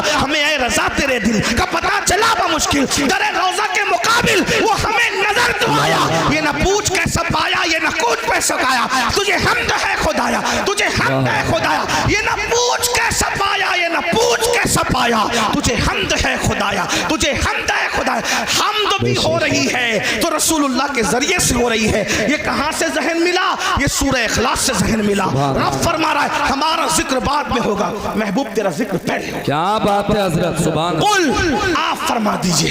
پھر کہا جاتا ہے ہو اللہ احد وہ اللہ ہے اور ایک ہے. سبحان اللہ. سمجھ وہ بے نیاز ہے. لم یلد ولم یولد نہ اس کا کوئی بیٹا ہے نہ وہ کسی کا کوئی وہ کسی کا بیٹا. جو بیٹا ہو وہ خدا نہیں ہو سکتا اور جس کا بیٹا ہو وہ بھی خدا نہیں. ہم سے کیوں لڑتے ہیں لوگ کہتے ہیں کہ ہمارے فلاں تو وہاں پیدا ہوئے. ہم نے کہا جو پیدا ہوتا ہے وہ خدا ہی نہیں ہوتا. ٹھیک ہے بھیا ہم سے جو لینا ہے سب لے لو لیکن اعتراف کر لو کہ خدا نہیں تھے. کیا بات ہے حضرت. اعتراف کر لو کہ خدا نہیں تھے. ہم سب خوشی خوشی دے دیں گے جو دے سکتے ہیں جائز ہے سب دے دیں گے لیکن مان تو لو لم یلد ولم یولد. خدا وہی ہوتا ہے جو لم یلد بھی ہے ولم یولد. بتائیں نا وہ کسی کا بیٹا نہیں ہوتا اور اس کا کوئی بیٹا نہیں ہوتا. وَلَمْ يَكُنْ لَهُ كُفُوًا أَحَدٌ. اور پھر کیا شان ہے اس کے ساجھے کا کوئی نہیں ہے. یہ میں ہندوستان کے تناظر میں نہیں کہہ رہا ہوں بات. یہ ہمارا مذہب آفاقی مذہب ہے پوری دنیا کے. عیسیٰ علیہ السلام کو لوگ عیسیٰ خدا کا بیٹا کہتے ہیں. بیٹا نہیں. لوگ کہتے ہیں عیسیٰ پیدا ہوئے. ہم نے کہا پیدا ہوئے تو خدا کیسے ہوئے. مریم پیدا ہوئی. اسی لیے توجہ کرنا, توجہ, پورے قرآن میں چند لوگوں کی میلاد بیان ہوئی ہے. توجہ ہے, قرآن اٹھا کے دیکھیں, چند لوگوں کی پیدائش اللہ نے بیان کی ہے. بعد میں جن جن لوگوں کو خدا کہا جانے والا تھا اللہ نے سب کی میلاد بیان کر دی. کیوں؟ تاکہ پتہ چل جائے جو پیدا ہوتا ہے وہ خدا نہیں ہوتا. عیسیٰ علیہ السلام کی پیدائش, حتیٰ کہ عیسیٰ علیہ السلام کی امی کے پیٹ میں جو درد اٹھا اس درد کو ہی بیان کر دیا. اتنا پکا بیان کیا تاکہ کوئی انکار نہ کر سکے کہ یہ پیدا نہیں ہوئے تھے. کیوں؟ اس لیے کہ پیدائش ہی سے تو جڑ کٹتی ہے شرک کی. کیا بات ہے, واہ واہ. پیدائش سے تو جڑ کٹتی ہے شرک کی. اسی لیے عیسیٰ کی ولادت اللہ نے بیان کیا کہ لوگ عیسیٰ کو خدا نہ کہیں, اور ہم مصطفیٰ جان رحمت کی ولادت اس لیے بیان کرتے ہیں اور ان کا میلاد اس لیے مناتے ہیں کہ کوئی ان کو خدا نہ کہے. اس لیے کہ تو لوگ کہتے ہیں میلاد منانا بھی شرک ہے. میں نے کہا ملا جی تھوڑی تو شرم کرو, میلاد اسی کی ہوتی ہے جو خدا نہیں ہوتا. جب بنا لیا میلاد تو شرک کیسے ہوا؟ یہ تو شرک کا کاٹ ہے, یہ تو شرک کا توڑ ہے. اگر لوگوں کو شرک سے بچانا ہے تو بتاؤ کہ محمد الرسول اللہ پیدا ہوئے, اور پیدا ہوئے کی شان سے ہوئے, پوری میلاد بیان ہوئی. بہرحال میں اپنی گفتگو کو سمیٹتے ہوئے اخیر کی طرف آتا. یہ ایمان ہے, یہ توحید ہے. توحید, اللہ نے اپنے ذکر سے پہلے اپنے محبوب کا ذکر. ایمان کی اہمیت جانو, اپنے بچوں کو نصیحت کرو, ایمان پلاؤ.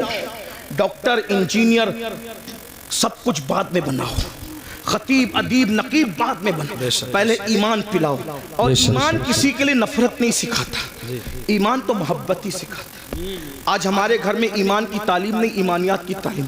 بتاؤ, اور آسان زبان میں بتا دوں, ایمان اگر سکھانا ہے نہیں کچھ آتا نا, تو جو سنی عالم دین سنجیدہ طور پہ آپ کے بچوں کو ایمان سکھا سکتا, اس کی کیسٹ, اس کا بیان آپ روزانہ گھر میں 1 گھنٹہ چلاؤ, ایمان مضبوط ہوگا.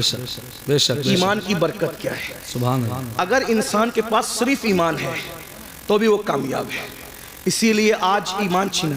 یہ جو اسکول کالجز کے اندر محنت کا ہے پیوری پتہ ہے, کوئی سبجیکٹ پڑھانے پہ محنت ہو یا نہ ہو, اللہ ماشاءاللہ جو بڑی بڑی کالجز ہیں, بڑے بڑے ادارے ہیں, اس میں یہ سبجیکٹ پہ محنت ہوتی ہے کہ اگر تم مسلمان ہو تو تمہارا ایمان کیسے چھینا جائے. اسی لیے لڑکے سائنس ٹیکنالوجی پڑھ کے خدا کے وجود کا انکار کر رہے ہیں. اسلام پہ سوال نشان. اور ایک بات اور عرض کروں یہاں, علماء سے کبھی دور مت ہونا.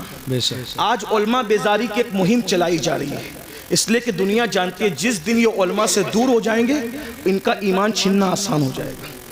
ہاں, اور ایمان چھیننے کے لیے ایک تو دنیاوی ادارے ہیں, پڑھ لکھ لے رہے ہیں تو کہتے ہیں خدا ہے تو اس کا وجود کہاں ہے. میں آپ سے کہنا چاہتا ہوں کہ خدا کا وجود ہے, اس سے بڑا ثبوت کیا ہوگا کہ خدا کو سب لوگوں نے بن دیکھے کا خدا ہے, لیکن ایک ہستی اللہ نے ایسی بھیجی جو آ کر کہتا ہے انی رائیت ربی, میں نے اپنے رب کو دیکھا. اور وہ کون ہے؟ وہ ہمارا نبی ہے. بے شک. ہمارے آقا نے اللہ کو دیکھا. اور حضور اتنے سچے تھے, حضور اتنے سچے تھے کہ ان کی سچائی کی گواہی ان کے دشمنوں نے بھی دی. یہاں ایک بات اور عرض کر دوں آپ سے, حضور کتنے سچے تھے تھوڑا سمجھنا. قرآن کے اندر رسول اللہ کو گالیاں, یعنی کہ جو کافروں نے گالیاں دی ہے, ان گالیوں کو جو کافر بکتے تھے, گندی گلیز گالیاں, تو ان گالیوں کو, جو گالیاں انہوں نے کافروں نے دی ہے, اللہ تبارک و تعالیٰ نے اس کا تذکرہ فرمایا ہے. کیا تذکرہ فرمایا ہے؟ کہ انہوں نے میرے محبوب کو یہ گالی. قرآن گالی کی کتاب نہیں, قرآن گالی کو نقل نہیں کرتا, قرآن گالی کو بیان نہیں کرتا, لیکن گالی کا مطلب کیا؟ گالی کا مطلب یہ کہ جس کو کسی کو اس کے منصب سے ہٹ کر بیان کر دو تو یہ گالی ہے. جیسے کتے کو کہو کہ کتا تو گالی نہیں ہوئی, لیکن کسی عالم کو کہہ دو معاذ اللہ تو یہ گالی ہوگی, ہے نا. تو انہوں نے رسول اللہ کو گالیاں دی. قرآن گالی کی کتاب نہیں, قرآن گالی بیان کرنے والی کتاب نہیں, قرآن بڑی مقدس کتاب ہے. لیکن قرآن کی حکمت یہ تھی کہ جو گندے الفاظ انہوں نے نبی کے لیے کہے, قرآن نے پہلے اس کو بیان کیا پھر اس کا جواب دیا. جیسے انہوں نے نبی کو کہا کہ یہ پاگل ہے, تو قرآن نے بتایا کہ یہ لوگ میرے محبوب کو کہتے ہیں کہ یہ مجنون ہے, لیکن اللہ قسم اٹھا کے کہتا ہے کہ آپ مجنون نہیں ہو. پہلے بیان کیا, انہوں نے کہا مجنون ہے تو بیان کیا, اس کو بیان کر کے پھر اس کا جواب دیا.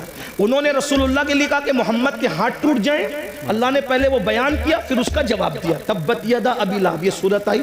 کسی نے کہا نبی کو معاذ اللہ ثم معاذ اللہ, اللہ نے اس کے خلاف 10 آیتیں اتاری, آخری میں کہتی ہے وَتُلِّمْ بَعْدَ ذَلِكَ زَنِيمٌ. لیکن اسی طرح انہوں نے کہا یہ جادوگر ہے, قرآن قرآن نے بیان کیا کہ یہ میرے محبوب کو جادوگر کہتے ہیں، میرا محبوب جادوگر نہیں ہے۔ کچھ لوگوں نے کہا ان پہ جادو کا اثر ہوا ہے، تو قرآن کہتا ہے میرے محبوب کو یہ کہتے ہیں جادو کا اثر ہوا ہے، لیکن میرے محبوب پہ جادو کا اثر بولو بھائی، بات سمجھ میں آتی ہے؟ بات سمجھ میں آتی ہے؟ قرآن گالی کی کتاب نہیں، قرآن کے اندر گالی بیان نہیں ہو سکتی، لیکن حکمت یہ تھی، انہوں نے کہا پاگل پہلے بیان ہوا اس کا جواب ہوا، انہوں نے کہا جادوگر پہلے بیان ہوا اس کا جواب ہوا، انہوں نے کہا یہ پہلے بیان اس کا جواب ہوا۔ کیوں ایسا ہوا؟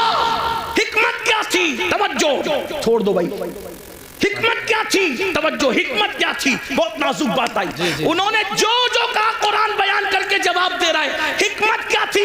قیامت تک کے مسلمانوں سن لو، انہوں نے نبی کو مجنون تو کہا، نبی کو جادوگر تو کہا، نبی کو معاذ اللہ پاگل تو کہا، خبیثوں نے بکواس کی، لیکن اتنی گندی گندی باتیں کرنے کے باوجود یہ نبی کو جھوٹا نہ کہہ سکے، اس لیے کہ نبی اتنے سچے تھے کہ ان کی سچائی کی گواہی یہ گنڈے بھی دیا کرتے ہیں۔ سبحان اللہ، سبحان اللہ، بے شک بے شک۔ یہ اب اتنا سچا نبی، توجہ، اتنا سچا نبی جس خدا کے وجود کی گواہی دے، اس سے بڑی سچائی کیا ہو سکتی ہے نا؟ تو اللہ کا وجود ہے، یہ آسمان، یہ زمین، یہ سیارے، یہ سب بتا رہے ہیں۔ آج کالج اور اسکول بعض سب سے نہیں، الہات پھیل رہا ہے، اسی طرح بچیاں ورگلائی جا رہی ہے، مرتد ارتداد کی طرف جا رہی ہے، بچیاں بچے ارتداد کی طرف جا رہے ہیں۔ وجہ مختلف وجوہات ہیں۔ نمبر ایک، ہم نے اپنے بچوں کو سب سکھایا، میرا وقت پورا ہو رہا ہے، آپ توجہ فرمائیں، میں بات سمیٹ رہا ہوں۔ بچوں کے ارتداد کی وجہ سب سکھایا، ایمان نہیں سکھایا، دین نہیں سکھایا۔ دیکھو ہمارے یہاں دین نہیں سکھایا جاتا، نتیجہ بچیاں پڑھ لکھ لے رہی ہے، دوسروں کے بہکاوے میں آ رہی ہے۔ چھوٹا سا چٹکلا چھوڑتے ہیں، اسلام میں تو عورت کو پردے کے لیے کہا جاتا ہے۔ میں نے کہا پردے کے لیے کہا جاتا ہے تو کیا؟ کہا یہ ظلم ہے۔ میں نے کہا پاگل ہوئے، ہمارے یہاں عورت کا دوسرا نام جنت ہے۔ کیا ہے؟ جنت۔ جنت کسے کہتے ہیں؟ جنت کسے کہتے ہیں؟ آپ لغت اٹھا کے دیکھیں تو پتہ چلے گا، جن اور جنت دونوں کا مادہ ایک ہے، ٹھیک؟ جن کو جن کیوں کہتے ہیں؟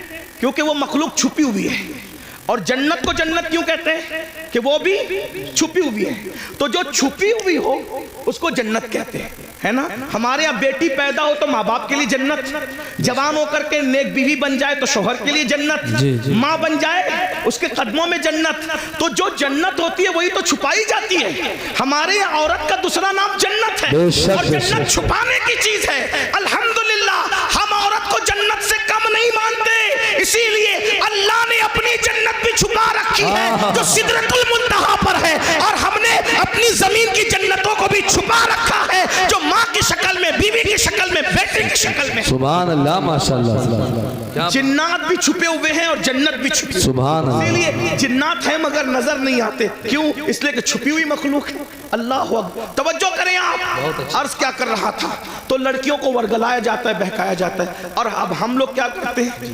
ہم لوگ گھٹنے پر حملہ نہیں ہو رہا ہے، حملہ سر پہ ہو رہا ہے، گھٹنے ہی پکڑ کے سہلا رہے ہیں، گھٹنے کو بچا رہے ہیں۔ میرے بھائیوں، یہ تو معلوم کرو کہ بچے مرتد کیوں ہو رہے ہیں، بچیاں مرتد کیوں ہو رہے ہیں، اسلام کی نفرت کیوں ہے؟ اس کی کئی وجوہات ہیں۔ نمبر ایک، سب سے پہلی وجہ ایمان نہ بتانا۔ جب بچوں کو ایمان پتہ ہی نہیں ہوگا تو وہ ایمان بچائیں گے کیسے؟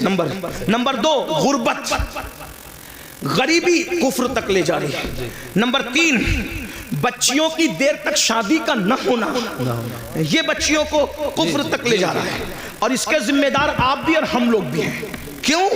اس لیے کہ بچیوں کی شادی میں تاخیر کیوں ہو رہی ہے؟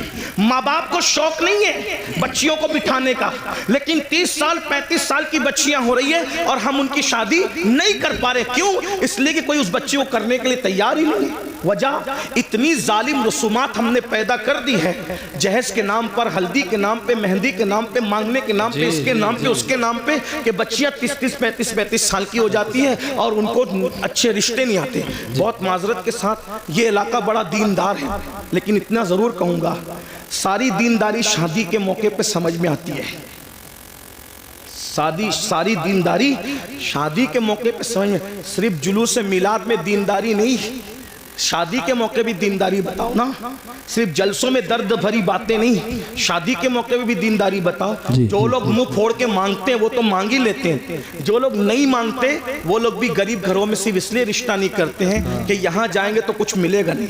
एक तो वो है कि जो मांग रहा है, और एक तो वो है जो वहां जा रहा है जहां मिलना जरूरी है, जहां नहीं मिलेगा वहां जाना ही नहीं है, जहां नहीं मिलेगा वहां बड़ी माजरत के साथ तू इधर उधर की ना बात कर, ये बता के काफिला क्यों लूटा, मुझे रहजनों से गरज नहीं, तेरी रहबरी का सवाल है। मैंने कई जगह ये बात रखी और लोगों ने मेरी बात को कबूल किया। बहुत सारे लोग नौजवानों ने ये इरादा किया कि इंशाअल्लाह ससुराल से हम एक चांदी का तार भी नहीं लेंगे, एक गिलास भी नहीं लेंगे। ये माहौल बन रहा है मुल्क के अंदर, क्योंकि कुरान कहता है वज़क्किर फ़इन्न ज़िक्र तनफ़उल मुमिनीन, मोमिनों को नसीहत करो कि नसीहत करना मोमिनों को फायदा पहुंचाता है। मेरी कौम के जवानों, अगर सिर्फ तुम यूट्यूब पर मुर्तद होने वाली लड़कियों की वीडियो शेयर करके दर्द भरी बातें करोगे तो इस मुनाफिकत से काम होने वाला नहीं है।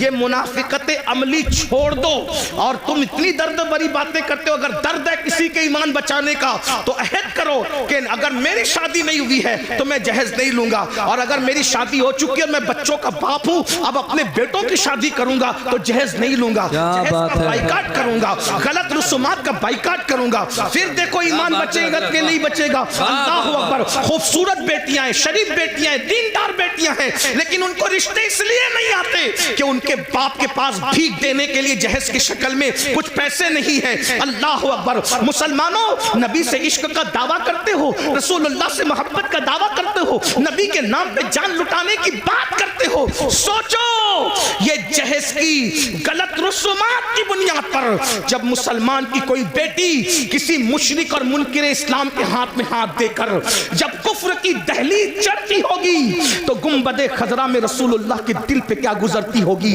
अल्लाहु अकबर। हुजूर के दिल पे क्या गुजरती, इसलिए कि उसका बाप तो नावाकिफ है कि मेरी बेटी क्या कर रही है, लेकिन नबी तो हर चीज से वाकिफ है।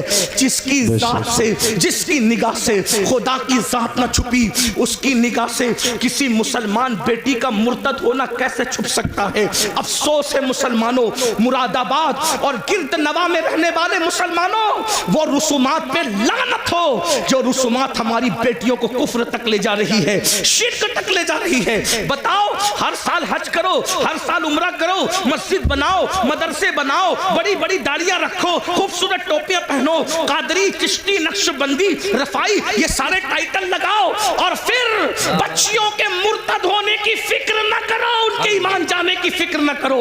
अगर क़यामत के दिन रसूलुल्लाह का सामना होगा, हुजूर ने दामन पकड़ के पूछ लिया, ओ मुनाफिक, मेरी उम्मत की बेटियां मुर्तद हो रही थी तेरी नाजायज रसूमात की बुनियाद पे, तू क्या कर रहा था? अल्लाह। क्या जवाब दोगे? ये मेरी माएँ और बहनें बैठी है, ये भी रिश्ते ढूंढने निकलती है मेरी माएँ और बहनें, तो ये लालच में सरता पर डूब जाती है। ये बेटे की शादी करने नहीं, ये अपने बेटों को बेचने निकलती है, बेचने। कभी बच्चियों के ईमान का सोचा? अरे मेरी बहन, अगर तेरे शौहर ने भी तेरे साथ यही किया होता तो बता, क्या तू इतनी इज्जत के साथ रह सकता? क्या दौलत ही सब है, माल ही सब है? एक बात कहूं, तुम अगर जहेज नहीं लोगे सिर्फ किसी का ईमान बचाने की नीयत से, तो पता है जहेज में तुम्हें क्या मिलेगा? रसूलुल्लाह की दुआएं और उनकी खुशी मिलेगी। वाह वाह वाह, सुभान अल्लाह। अगर समधी ने तुम्हें जहेज दिया, चंद सालों के बाद वो टूट फूट जाएगा। सुसर ने तुम्हें जहेज दिया, सास ने, चंद सालों के बाद टूट। और हुजूर ने ईमान बचाने की बुनियाद पर सिर्फ तुझे एक बार देख के मुस्कुरा लिया, कयामत तक के तेरी नस्लों की तकदीर समझ जाएगी। बेशक बेशक बेशक। अब आप पर है मुसलमानों, तुम जहेज लेते हो या जहेज नहीं लेते? अगर वो सामने वाले देना भी चाहे तो उनको कहो हम नहीं लेंगे, हम जहेज का बाइकाट करें। कुछ लोग हमारे सामने भी खड़े हो, भाई देखो भाई, मैं एक बात कहता हूँ, आपको गालियां देना हमें दे लो, हम तो अपना मुताला एक मशवरा पेश कर रहे हैं। कुछ लोग कहते हैं नहीं जहेज सुन्नत है।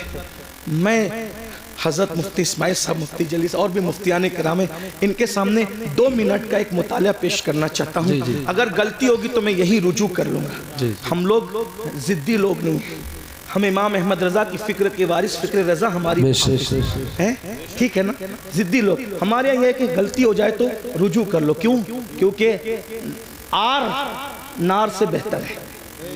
لوگ ہمیں یہی تانا دیں گے نا کہ رجوع کر لیا. ٹھیک ہے بھئی, ہم تو رجوع والے لوگ, توبہ والے لوگ, اور توبہ اللہ کو کی بارگاہ میں محبوب ہے. حضور نے سیدہ پاک کو جہیز نہیں دیا. یہ میں آج آپ کے سامنے بات کرتا ہوں. حضور نے سیدہ فاطمہ الزہرا پاک کو جہیز نہیں دیا. میں نے کئی جگہ پیش کیا علماء کے سامنے, لیکن علماء نے میری تائید ہی کی, ابھی تک کسی نے اختلاف نہیں کیا. اگر کوئی استاد اصلاح کر دے تو ہم نہیں بیان کریں گے اس کو آج کے بعد, لیکن تھوڑا سن لیں. حضور نے جہیز نہیں دیا. کیسے نہیں جہیز دیا؟ میں نے کہا پہلی بات تو یہ ہے کہ حضور علیہ السلام کی ایک بیٹی نہیں تھی, 4 بیٹیاں تھیں, ہے نا, 4 بیٹیاں تھیں. اور 4 بیٹیوں پہ ہمارے پاس دلیل بھی موجود ہے. میں اس کی طرف ابھی نہیں جاتا, میرا ٹائم ختم ہو رہا ہے. صرف 10-15 منٹ بچے, جو ٹائم مجھے دیا گیا تھا اس میں 10-15 منٹ بچے, اس کو سن لیں. میرا ٹائم ہاں بول دوں, ہاں ہو جائے گا, اتنے ٹائم میں ہو جائے گا. توجہ ہے نا, عرض کروں نا, حضور کی کتنی بیٹیاں تھیں؟ 4 بیٹیاں تھیں. اس کو میں اشارہ کر دیتا ہوں, آپ اس کو سن لیں. قرآن کہتا ہے اپنے محبوب سے, اللہ اپنے محبوب سے کہتے ہیں, اللہ تعالیٰ ارشاد فرماتا ہے کہ اے محبوب آپ فرما دیجئے, اے محبوب آپ فرما دیجئے. قل, آپ فرما دیجئے. کیا فرما دیجئے؟ کیا فرما دیجئے؟ لِأَزْوَاجِكَ, اللہ فرماتا ہے قل لِأَزْوَاجِكَ وَبَنَاتِكَ اور وَنِسَاءِ الْمُؤْمِنِينَ. 3 طبقے کو نبی خطاب کر رہے ہیں اللہ کے حکم سے. قل لِأَزْوَاجِكَ وَبَنَاتِكَ وَنِسَاءِ الْمُؤْمِنِينَ, آپ کہیے اپنی بیویوں سے اور اپنی بیٹیوں سے اور مومنوں کی عورتوں سے.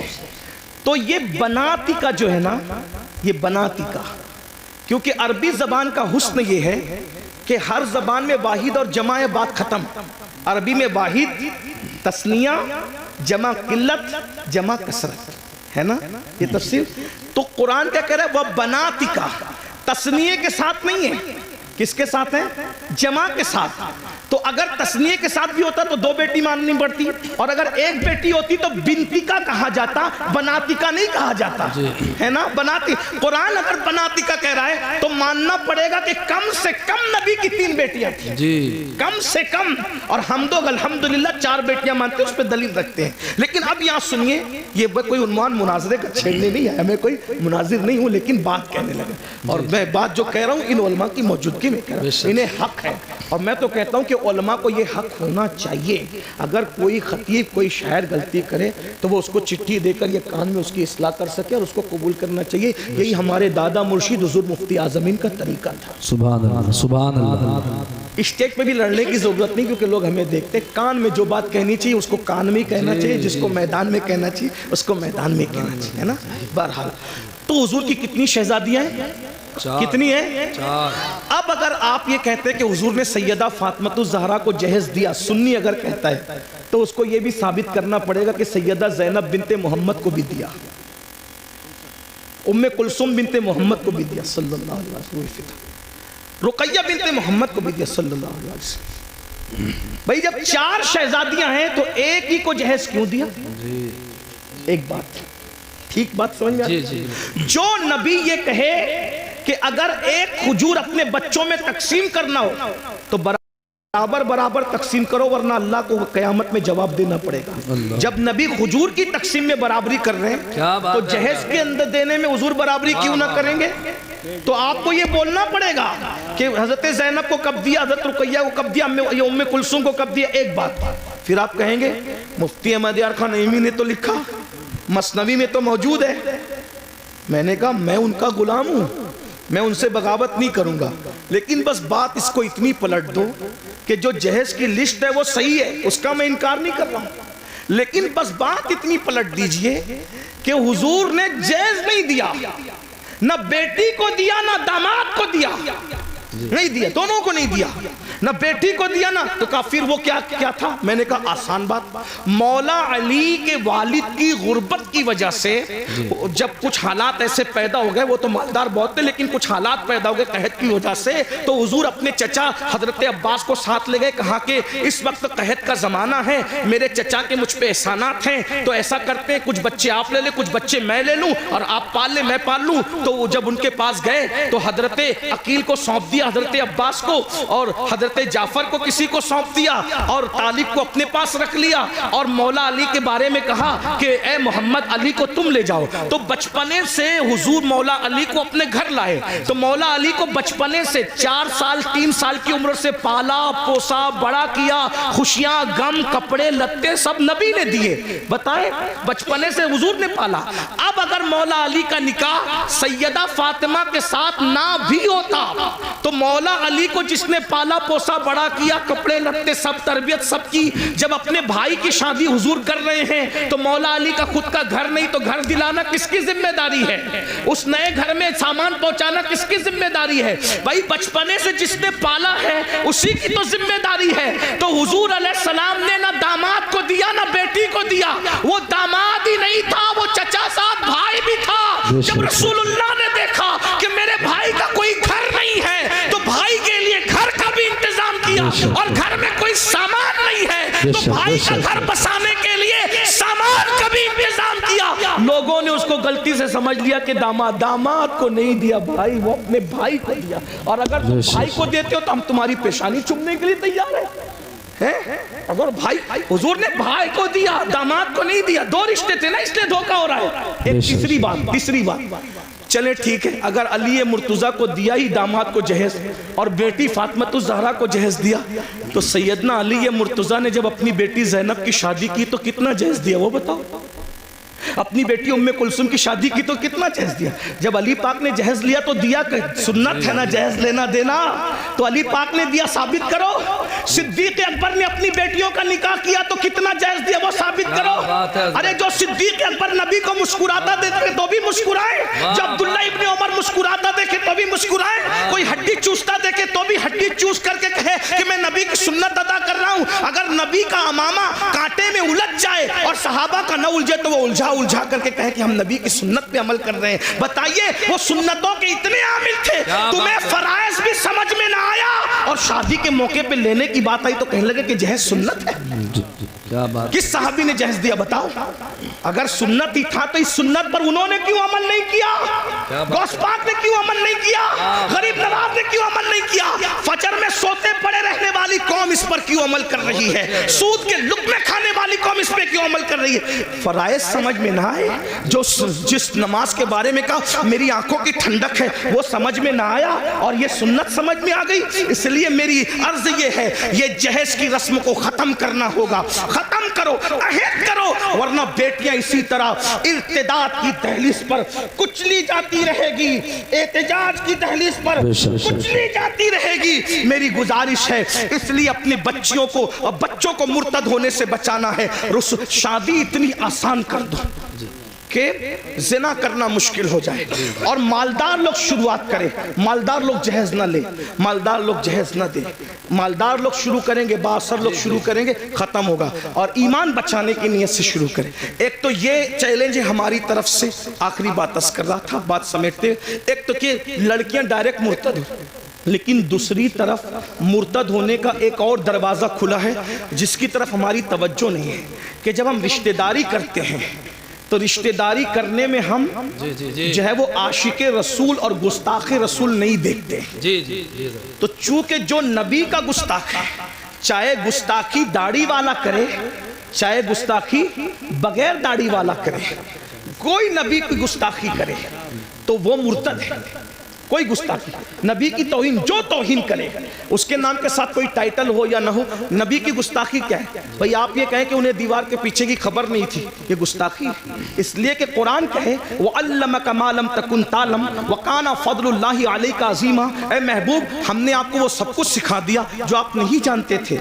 اللہ کہہ رہا ہے سب کچھ سکھا دیا, اور ملا کہہ رہا ہے کہ دیوار کے پیچھے کی خبر نہیں. یہ نبی کو گالی ہوئی کہ نہیں ہوئی؟ اللہ فرما رہا ہے اے میرے محبوب, یا ایھا النبی انا ارسلناک अर्सलनाका शाहिदन व मुबश्शिरन व नज़ीरा, ए महबूब हमने आपको हाजिर और नाजिर बना करके भेजा। और अल्लाह फरमाता है व दाइयन इलल्लाह, और हमने तुम्हें अल्लाह की तरफ बुलाने वाला बना कर भेजा, बेइज़्निही व सिराजम मुनीरा, और तुम्हें चमकता हुआ सूरज बना करके भेजा। अल्लाह अकबर। अल्लाह उनके बारे में कहे अल्लाह अल्लाह, क्या वो महबूब है मेरे भाई। अल्लाह उनकी शान यूं बयान करे वद्दुहा, महबूब तेरे चेहरे की कसम, वल्लैल तेरी जुल्फों की कसम, वन्नज्म तेरे दांतों की कसम, ला उक़सिम बिहाज़ल बलद तेरे चलने की कसम। महबूब अगर चेहरे पर नकाब डाल ले तो कुरान कहे या अय्युहल मुज़म्मिल, ए झुरमुट मारने वाले। अगर वो कंबल ओढ़ ले तो कुरान कहे या अय्युहल मुद्दस्सिर, ए कंबल ओढ़ने वाले। अगर वो गुस्से में आकर के अगर कंकर भी फेंक दे तो कुरान उस पर भी उतर आता और कहता है वमा रमैता इज़ रमैता वलाकिन्नल्लाह रमा, प्यारे ये कंकर तूने नहीं फेंकी, हाथ तेरे थे, फेंकना हमारा। वाह वाह, बेशक बेशक। वो नबियों का सुल्तान, उनके बारे में इतनी छोटी छोटी कहता है। मौलवी कह रहा है आज, कौन कह रहा है मैं नहीं जानता, आप सब जानते अच्छी तरह से। क्या आपके इलाके के मौलवियों को मैं नहीं जानता? जो जिनको जानता हूं उनके चेहरे बताने के मैं इनको जानता हूं, ये मुझे जानते हैं, और जिनको नहीं जानता उनको नहीं जानता। कहते हैं उम्मी उम्मी उम्मी, उम्मी का मतलब अनपढ़, नबी को पढ़ना नहीं आता था। और तू पढ़ लिख लिया नबी की हदीसों से और नबी को पढ़ना नहीं आता था, क्या पागलपन है। और ऐसों को आप बेटियां दे रहे हैं, ऐसों के साथ आप रिश्तेदारी। आप कहते हैं मौलवियों के असम, ये मौलवी लड़ाने आते हैं। भैया मौलवी लड़ाने नहीं आता, मौलवी तो यही बात तो मोमिनों को, सहाबा को कहते थे मुनाफिकीन। मदीने के मुनाफिकीन सहाबा को कहते थे कि ये लोग फसाद फैलाते हैं, हराम इस्लाह का काम करते हैं। ये बातें वो बकते थे, बकवास करते थे। भाइयों अपनी बेटी को अगर तुम किसी गुस्ताख के साथ बिया दोगे तो वो गुस्ताख रसूल को ससुर कहे मानेगी, गुस्ताख रसूल को शौहर मानेगी। और कुछ लोग तो ऐसे चढ़ दौड़ करके आते हैं हमारे पास, अरे मौलवी साहब हमने तो बदअकीदों की बेटी के निकाह आपको पढ़ाना पड़ेगा। मैंने कहा अच्छा, मेरी बहुत ज़्यादा लोगों से नहीं जमती है, मेरी तबीयत में नरमी बहुत है, लेकिन बहुत ज़्यादा लोगों, इसलिए कि हम मसलक के मामले में कहीं कंप्रोमाइज़ करना नहीं चाहते। ऐसे काम को आग लगे, लानत हो उस काम पर जिससे मसलक का सौदा हो जाए। हम मसलहत के कायल हैं, मसलक फरोशी के कायल नहीं। हाँ, तबीयत में नरमी होनी चाहिए मगर मौक़िफ़ में सख्ती होनी चाहिए। और हमारा मौक़िफ़ वही हो जो गुज़िश्ता सदी में इमाम अहले सुन्नत ने बयान। बेशक बेशक बेशक, सुभान अल्लाह। हाँ, हमारा नजरिया वही होना चाहिए। माहौल देखकर पूरी मत बांधो, मजमा देख के बातें मत करो, क्योंकि अल्लाह की बारगाह में खड़े होना है। अरे कहते हैं निकाह आपको पढ़ाना है, हम तो बदअकीदों के यहाँ से दूसरी पार्टी से लाए हजरत। मैंने कहा अच्छा, तो कहा हजरत चंद दिन में सुन्नी बना लेंगे। मैंने कहा तू बड़ा सुन्नी बन गया जो उसको बहू को सुन्नी बनाएगा जी। और अगर वो बन भी जाए तो क्या वो गुस्ताख रसूल को अब्बा कह के न पुकारेगी? तुम्हारा पोता पैदा हुआ तो उसका नाना मरेगा तो उसका जनाजा, वो गुस्ताख का जनाजा तुम्हारा पोता पढ़ने न जाएगा? हैं? तुम कितने सुन्नी हुए जो दूसरों को सुन्नी बनाओगे? सही बात है। जिसका खाते हो उसकी वफादारी करो, कम से कम कुत्ते से सीखा होता।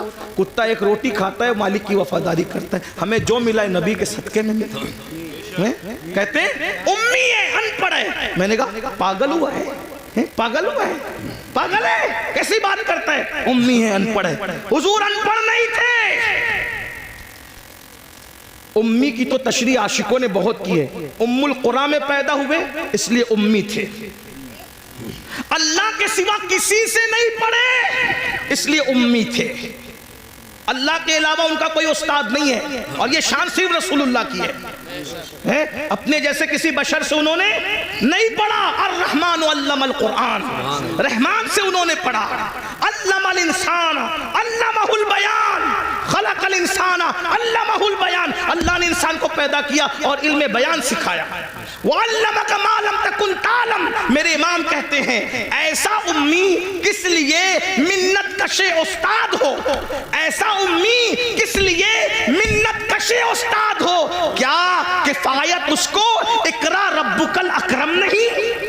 क्या किफायत उसको इकरा रब्बुका। और उम्मी का एक माना माँ वाला भी होता है कि मेरे नबी माँ वाले थे, यानी माँ होने की एतबार से मेरे नबी की माँ जैसी थी, वैसे किसी की माँ हो भी नहीं सकती। हुजूर माँ वाला, मतलब माँ वाला, उम्मुल कुरा वाला, माँ वाला। उम्मुल किताब वाला भी उम्मी होता है, क्योंकि कुरान का एक नाम उम्मुल किताब भी है। उम्मुल किताब। अब आप कहते हैं अनपढ़, मैंने आखिरी बात कर दूं, चिट्ठिया इसलिए कर दूं वरना खत्म कर रहा। लोग क्या कह रहे हैं, क्या कह रहे हैं? ये लोग आपकी बस्तियों में रहते हैं, उन उम्मी थे अनपढ़। मैंने कहा भाई उम्मी थे, अल्लाह के शागिर्द थे, अल्लाह से पढ़ा था, लेकिन हुजूर का ये फरमान नहीं सुना। आका फरमाते अना मदीनतुल इल्म।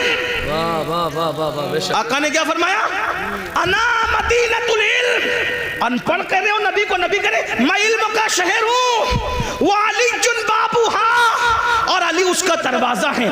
नबी ने क्या कहा? मैं इल्म का, बोलो मैं इल्म का, मैं इल्म का शहर किसको कहते हैं? आपके गांव का नाम क्या है? हरियाणा। हरियाणा। ये क्या है? बोलो भाई, जो समझ में आ रहा है बोल दो, इस्लाह हो जाएगी। ये क्या है? शोरूम जाना होता है तो कहाँ जाते हो? मुरादाबाद हैं? और मुरादाबाद में नहीं मिलता तो कहाँ जाते हो? दिल्ली। और दिल्ली में सब मिल जाता है। क्यों? शहर की तारीफ बहार शरीयत में, जहाँ जुमा के क़याम के लिए बहस आई है, फतावा रज़विया में भी, बहार शरीयत में भी एक शहर का होना भी बयान किया गया। जी जी जी जी जी। शहर का होना भी बयान किया गया है कि शहर का, यानी शहर का होना, शहर और शहर की तारीफ क्या बयान की? शहर की तारीफ में एक बात ये भी बयान की कि जिसमें बाजार हो, जिसमें हाँ बाजार हो। बाजार उर्दू की किताबें बारे शरीयत उठा के देख ली, आलिम बनाने वाली किताब है, और तो फतावा रज़विया में भी है। जुमा के लिए शहर हो, और शहर के लिए एक बात ये भी है, निशानी शहर की क्या है? उसमें क्या हो? बोलो भाई क्या हो? बाजार। और बाजार जो होता है ना शहर का, उसमें सब मिलता है। बोलो भाई क्या मिलता है? बाजार में, दिल्ली में आप बाजार में जाएंगे ना तो कोई ये नहीं कहेगा कि ये नहीं मिलता, क्योंकि एक बाजार नहीं होते, कई बाजार होते हैं, है ना? ये नहीं मिला तो वहाँ नहीं मिला। और मुंबई, दिल्ली से बड़े बड़े शहर में बड़े बड़े बाजार होते हैं। अब सुनना, नबी क्या कह रहे हैं? अना मदीनतुल इल्म। मैं इल्म का गांव नहीं हूँ, इल्म का शहर हूँ, और शहर में हर चीज मिलती है। और बता, अगर हर इल्म चाहिए मेरे पास आओ, साइंस यहाँ से मिलेगी, टेक्नोलॉजी यहाँ से मिलेगी, अलजेब्रा यहाँ से मिले। अरे अलजेब्रा पे लोग घमंड करते हैं, किसी और जबान में अलीफ लाम के साथ कोई बात करता हो तो बताओ, ये अलजेब्रा ही बता रहा है कि ये अरबियों का दिया हुआ है। ये अलजेब्रा ही बता रहा है कि ये अरबियों का। नबी कहने मैं इल्म का शहर हूँ, जैसे शहर में सब मिलता है वैसे मेरे यहाँ हर इल्म मिलता है। लेकिन मुझे बताओ, क्या मुरादाबाद वाले ये कह सकते हैं कि मैंने पूरा मुरादाबाद देखा है? दिल्ली वाले कह सकते हैं मैंने पूरा दिल्ली देखा है? मुंबई वाले कह सकते हैं मैंने पूरा मुंबई देखा? बोलो कोई कह सकता है? नहीं। पूरा शहर पैदा होके आदमी मर जाता है शहर में, लेकिन गली गली घर घर नहीं देख पाता। तो नबी कह रहे मैं इल्म का शहर हूँ। अरे जब तू दिल्ली जैसा शहर पूरा नहीं घूम सकता तो इल्म का शहर मुस्तफा जाने रहमत को तू क्या जान सकता है? तो अब शहर की पहचान कैसे होती है? तो शहर का एक दरवाजा होता है, जितना बड़ा दरवाजा होगा शहर का अंदाजा उसी से लगाया जाएगा। नबी कह रहे हैं अना मदीनतुल इल्म, मैं इल्म का शहर हूँ, वो अली जुन बाबूहा, अली उसका दरवाजा है। दरवाजे को देखकर शहर का अंदाजा लगाओ। अरे जब दरवाजे की ये शान है, कहते सलूनी सलूनी सलूनी, मुझसे जो चाहो पूछ लो, मैं तुम्हें जवाब दे दूंगा। तुम जमीन के जितने रास्ते जानते हो उससे ज्यादा मैं आसमानों के रास्ते जानता हूँ। तो जब दरवाजे की ये शान है तो शहर इल्म मुस्तफा जाने रहमत की शान का आलम। सुभान अल्लाह, नारे तकबीर। याद रखो, इसी अकीदे पे कायम रहो। अपनी बेटियां आशिकों के यहाँ दो, गुस्ताखों के यहाँ मत दो। और आखिरी दो जुमले, सिर्फ नबी के गुस्ताख नहीं, सहाबा के गुस्ताखों को भी, वाह वाह वाह, अहले बैत के गुस्ताखों को भी बेटी न देना। क्योंकि शिफा शरीफ में काजी अयाज लिखते हैं कि एक शख्स मर रहा था, तवज्जो, शिफा को अगर मानते हैं काजी अयाज की तो सुन लो। एक शख्स मर रहा था, उसकी ज़बान पे कलमा नहीं आ रहा था। लोग कहते थे तू कलमा नहीं पढ़ पा रहा है, तो वो कहता था मैं अबू बकर उमर के गुस्ताखों के साथ बैठता था, इसलिए मेरी ज़बान पे कलमा नहीं आ रहा है। मेरे भाई जो अबू बकर और सिद्दीक और फारूक आज़म के गुस्ताखों के साथ बैठे, सिर्फ गुस्ताखी ना करे, सिर्फ बैठे, मरते वक्त उसकी ज़बान पे कलमा नहीं आता, तो जो रसूलुल्लाह के गुस्ताखों से रिश्तेदारी करे, मरते वक्त उसकी ज़बान पे कैसे कलमा आएगा? आपके ज़िम्मे है ईमान कैसे बचाते हो? उन्हें जाना, उन्हें माना, न रखा गैर से काम। लिल्लाहिल हम्द, मैं दुनिया से मुसलमान गया। मेरा वक्त तो पूरा हुआ, 2 मिनट मैंने ज़्यादा ली, उसके लिए माज़रत। अस्तग़फिरुल्लाह रब्बी मिन कुल्लि ज़ंबिन व अतूबु इलैह। अभी जाना नहीं, महफ़िल जारी रहेगी। ऐसी महफ़िल सजने के लिए बहुत मेहनत लगती है। अभी मुफ्ती साहब का खिताब होना है, हम लोग इसलिए जल्दी आ गए कि जल्दी जाएंगे तो जल्दी महफ़िल शुरू हो जाएगी। हम लोग पब्लिक देख कर नहीं आते। हाँ, 72 भी हो ना, वफ़ादार चलेंगे, लेकिन अल्लाह ने आपको भेज दिया, आप सब आ गए माशाल्लाह।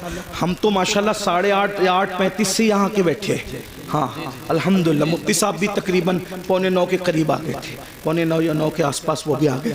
तो ये उलमा पहले, और मैं तो आपको मशवरा दूंगा ऐसे ही करो। अभी कुछ किसी के सताने और ये किसी के प्रेशर में करते हो, लेकिन महफिल का मिजाज बना लो। मगरिब के बाद या इशा अव्वल वक्त में पढ़ के शुरू करो, 11, साढ़े 11, 12 तक के महफिल ख़त्म करो। तुम भी फजर पढ़ो, हमें भी फजर पढ़ ले दो, वरना मुकर्रिर तो बेचारा जाग करके फजर पढ़ लेता है, क्योंकि सुबह वो ज़ोहर तक सोएगा। लेकिन आपको तो काम पे जाना है। फजर रोज़ पढ़ता है, वो भी हमारे जलसे की वजह से पढ़ नहीं पाता। अगर एक की भी फजर हमारे जलसे की वजह से तर्क होगी, तो मैं समझता हूँ कि कहीं ना कहीं जिम्मेदार भी पकड़ में आएंगे और छोड़ने वाला भी पकड़ में आएगा। और करोड़ों जलसे एक पल्ले में रखा जाए और फजर की एक नमाज एक पल्ले में रखा जाए, दोनों बराबर नहीं हो सकती। इसलिए 3 बजे तक, 2 बजे तक मत जगाया करो, जल्दी जलसे खत्म। जलसे देर तक चलाना कमाल नहीं है, जलसे में अच्छा पैगाम देना ये कमाल। बेशक अल्लाह पाक की बारगाह में दुआ है, गुफ्तगू के दरमियान मुझसे कोई भी गलती हो गई हो, अल्लाह ताला माफ़ कर